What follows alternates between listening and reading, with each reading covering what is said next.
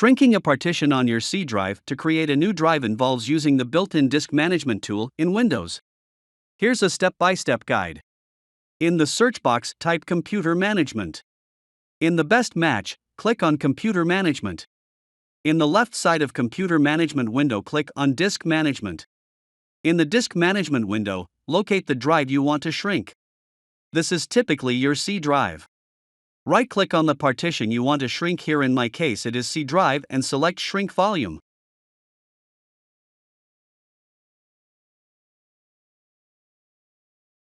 In the Enter the amount of space to shrink in MB field, you will see the total size of the C drive and the maximum amount of space you can shrink. This maximum value is calculated based on the available free space on the drive. It's important to consider the amount of space you need for the new partition. You can enter the desired size in megabytes. Keep in mind that 1 gigabyte is equal to 1024 megabytes. Here in my case, I have written 102,400 megabytes, which is equal to 100 gigabyte.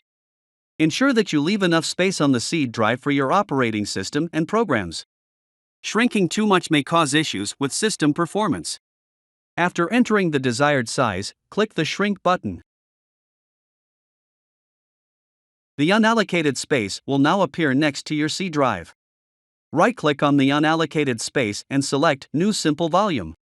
Follow the wizard to create a new partition. You can assign a drive letter and choose the file system and format options during this process. Here in my case, I have set the default setting and renamed the partition name. Once the process is complete, you should see the new drive in Windows Explorer. Now you have successfully shrunk the C drive and created a new partition. You can use the new drive for storing files or installing programs, and the original C drive will still contain your operating system and existing programs.